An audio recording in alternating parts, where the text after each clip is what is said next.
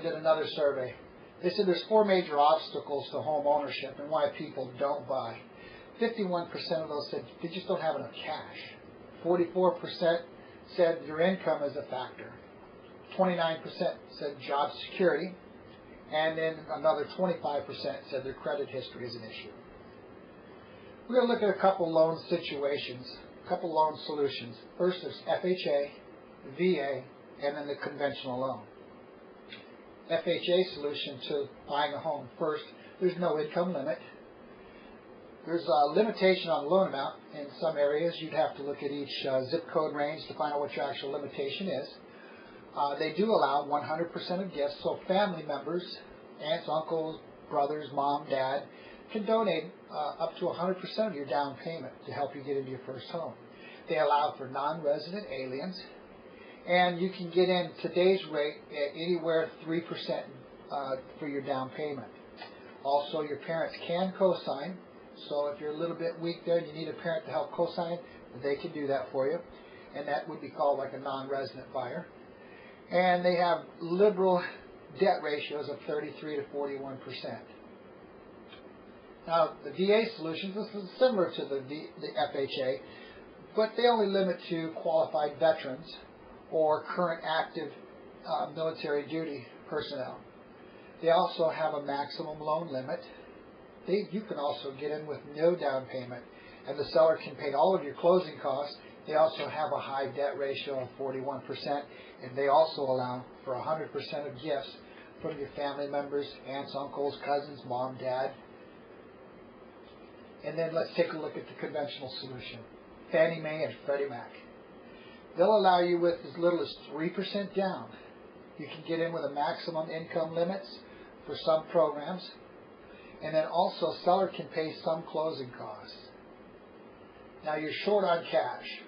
Well, you can take a look at the 3 programs there. You have the low down payment program, FHA, VA, and low down conventional loans. No points. You can try to get your points reduced or even not even pay closing costs. Basically what that is they'll increase the interest rate to have no points or reduce closing costs closing. And then also you can use the 100% rule. You can get 100% of the gift money from your family and your friends or so on. Also, seller paid closing costs. Let's get that seller to pay some of your closing costs. In a lot of areas, you can get them to pay as much as 6% of your closing costs, and that's a big help to help you get into your first home. And you still need some cash? What about adding a co-borrower on? Why take on the whole debt by yourself? Let somebody else that's working that can help you with your loan put on a co-borrower, and then you can actually note and pass slides the savings over time. Short on income. Well, there's a lot of ways to remedy that situation. One is assumptions. Well, assumptions back in the 80s were a very popular item because lower rates and then interest were going up, properties were going up, so people were assuming those loans. But in today's market, they're much harder to find, as a lot of banks don't even allow people to assume. They are there, they're just a lot harder to find. Lower rate. You can buy down your interest rate. Most popular is a 3-2-1 buy down. That's where you'd buy your interest rate down about 2 points. The first year would be, let's take a 6% interest rate. You'd buy it down to 4% the first year, 5% the second year, and then it would cap out at 6% for the remainder of the 30-year program. And then adjustable. How long do you plan on being in the house? 5, 10, 15, 30 years? Then you'd want to possibly look at an adjustable. Not good for everybody, but in some situations it is. Maybe you transfer to a new area, you're going to be there about 5 years, and you really don't want to take on a 30-year fix because in the first 10 years of the loan, most of it goes to interest anyway, so someone that's going to be there, pay the interest, let the house go up in value, they're going to sell anyway in 5 years and move to another state or another location for their job situation. But that's something you need to evaluate yourself and talk to the loan professional about to make sure that's the best situation for you. It doesn't work for everyone. High ratio programs, the FHA and the VA, because of the high debt income, they'll allow for a little bit more debt and help you qualify on your income. Also, you can add another co-borrower on. Don't forget they can give you more income, lower your debt to income scores, and help you qualify much easier. Also, don't be afraid to ask your employer for a raise. I'm sure you've been there for at least 2 years and it's time for that raise. You know, it's not uncommon for someone to go in and talk to their boss. They've been a role model employee. Go in and ask for your raise. And then those high debt credit cards. One way is pay those off. You got some extra money, put them on your high debt cards, pay those off. That will lower your debt to income ratios.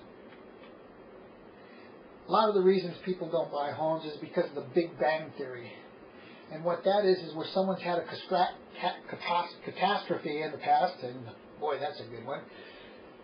And what it's done is it's given people a huge credit problem on their credit report. What we try to do is eliminate that Big Bang Theory. We look for the big credit problems.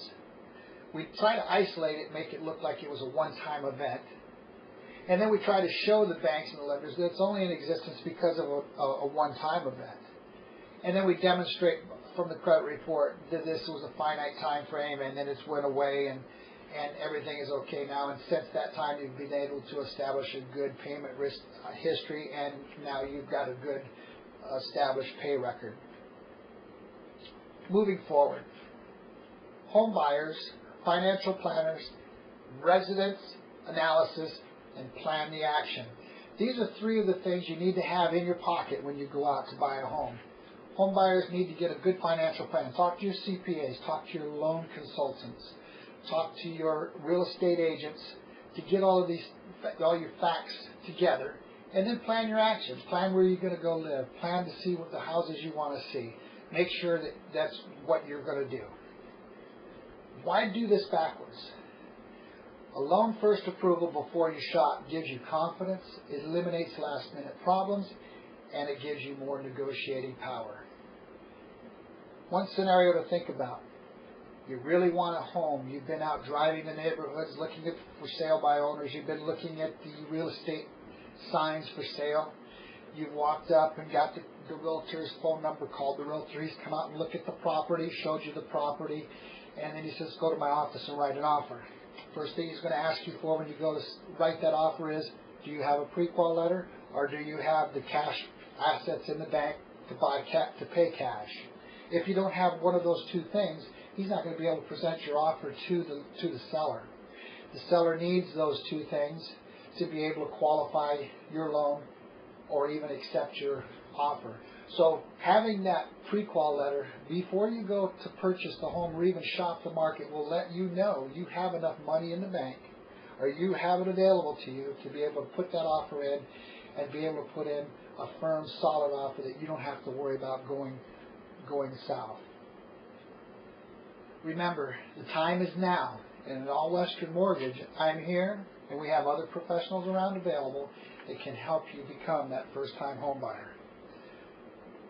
Thank you, and good luck.